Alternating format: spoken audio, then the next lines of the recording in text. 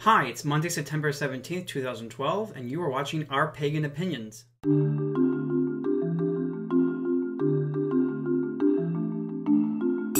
Hi everyone, my name is Angelo Nasios. I will be your new host for Mondays. To begin, I want to talk about a little bit about me, so you get to know who I am. What am I all about? Basically, you don't know me, so you want to get to know me, which is reasonable. So, to begin, I think the most important thing you need to know about me right off the bat is that I am a tarot reader. I have my own YouTube channel on YouTube. I've been on YouTube since like April 2008.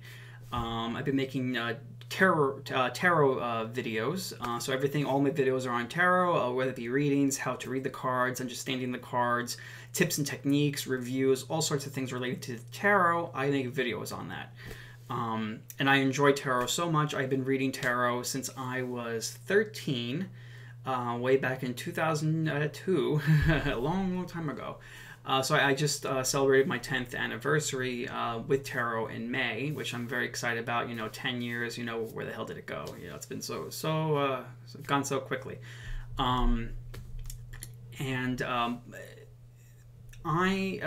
Spiritually wise, I need to be upfront right now. I know this is called Our Pagan Opinions, and everyone here is pagan. However, I do not identify myself as pagan per se, so I really don't really follow or do any. I don't really do rituals. I'm not in with the community in a way where I'm doing pagan things in a sense. However, the reason why I'm on Our Pagan Opinions is because I'm kind of the outsider. I am pagan friendly. I'm a pagan groupie. I call myself, a groupie. I like pagan people. I have sympathies for the pagan community. I feel very connected to the pagan community because as a tarot reader, I feel there's a lot of similarities between the tarot and like witchcraft or paganism, that kind of thing, with the philosophies, with like just general ideas. The way I connect a lot with other pagans because we share a lot of similar beliefs and stuff like that. So though I'm not I don't label myself as a practicing pagan, my worldview, the way I think, the way I see things, usually tends to be a little pagan in that kind of sense. So my mind is pagan.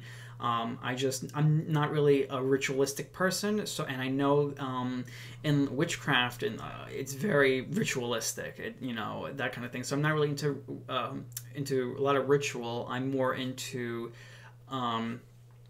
the more abstract things. I have on my altar, I call it my altar. It's not really an altar. It's just my shelf where I have my deities that I have little I have statues. I have a Lakshmi statue, a Athena statue, a Asclepius statue, a Zeus statue, and a Ganesh statue. So little statues I have of them.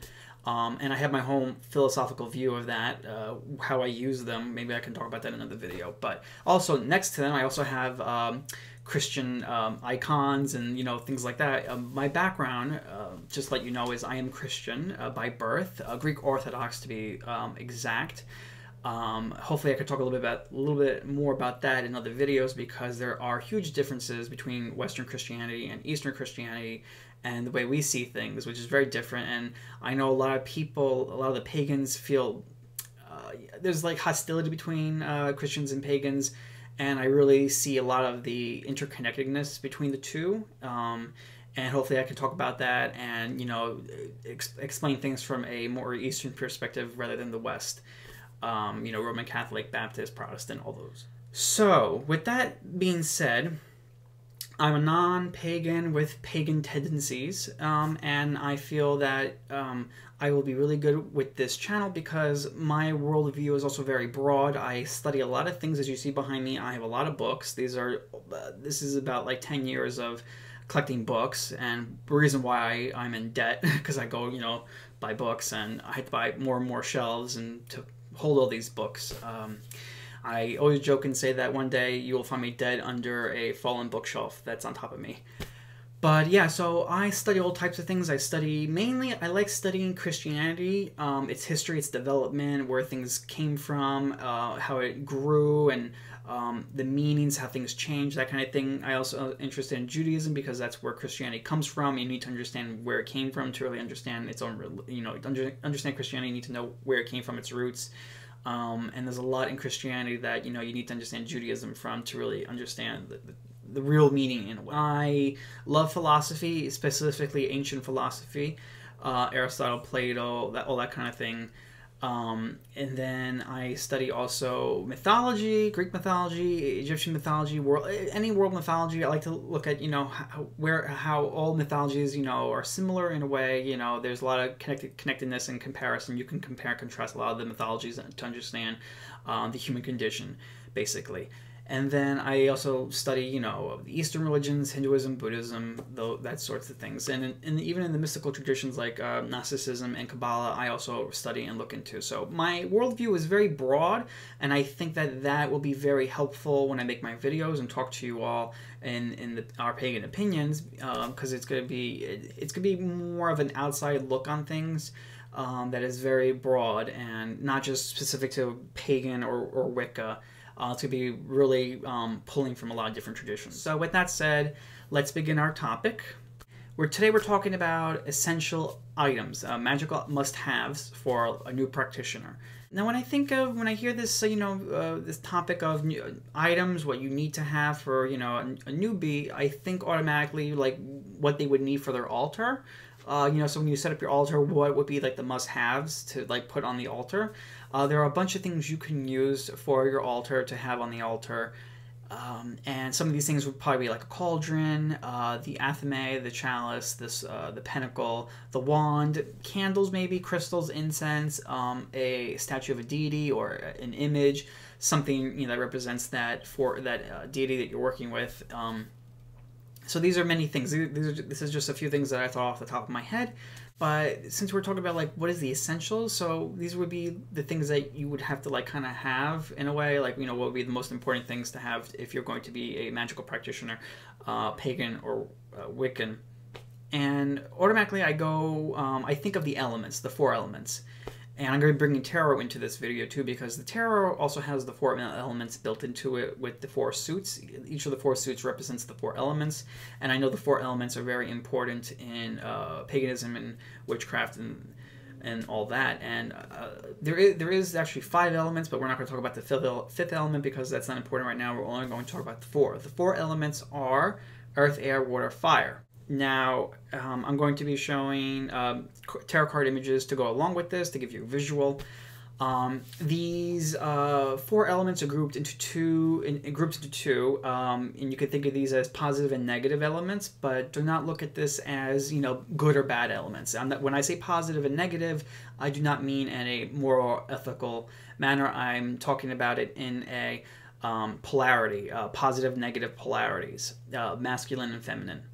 And an easy way to understand that is yin and yang. The first 2 elements are yang, and the yang is active and masculine. And these 2 elements are the sword and the wand. The sword, or athame, represents air, which deals with things with the mind, anything that's mental.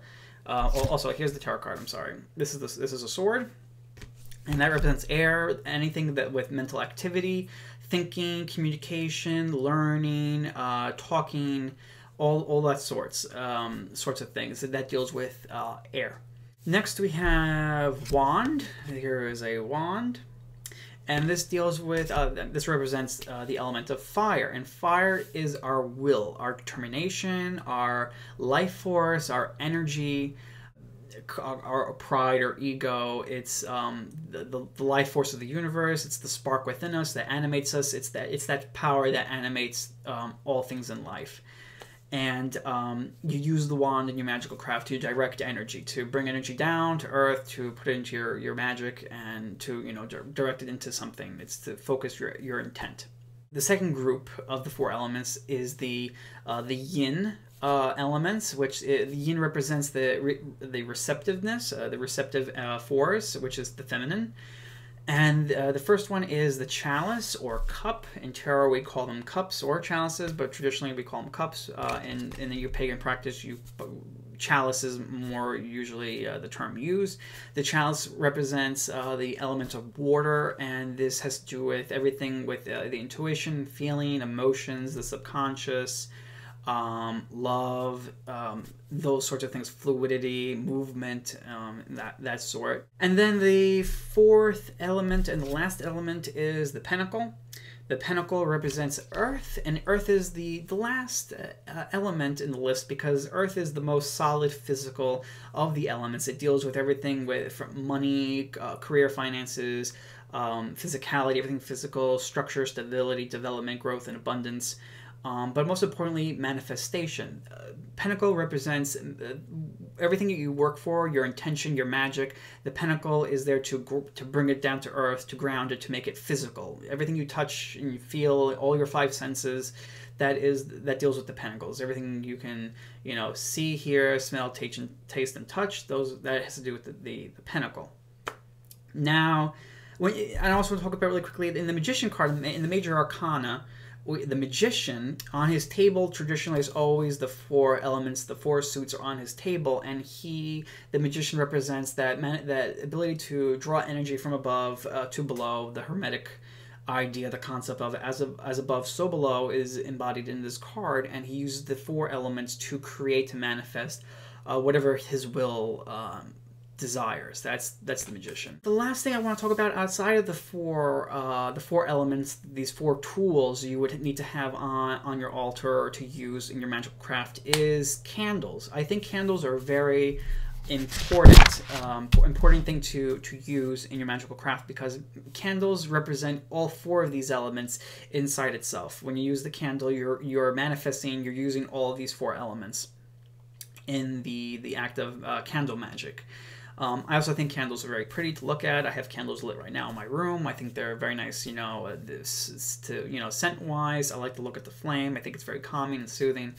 But the candles, they're there to, in your magical craft, to really manifest what you're trying to do because as the candle burns, it's drawing down manifestations. It's drawing down your intent, is drawing down what you're trying to bring into reality. So it burns, it releases your intent, what you're desiring into the cosmos, and as it burns down, it's drawing it down. So it's this as above, so below principle again. And as I said, it represents all four of the elements. It represents this in these ways. The element fire is represented obviously by the flame of the candle.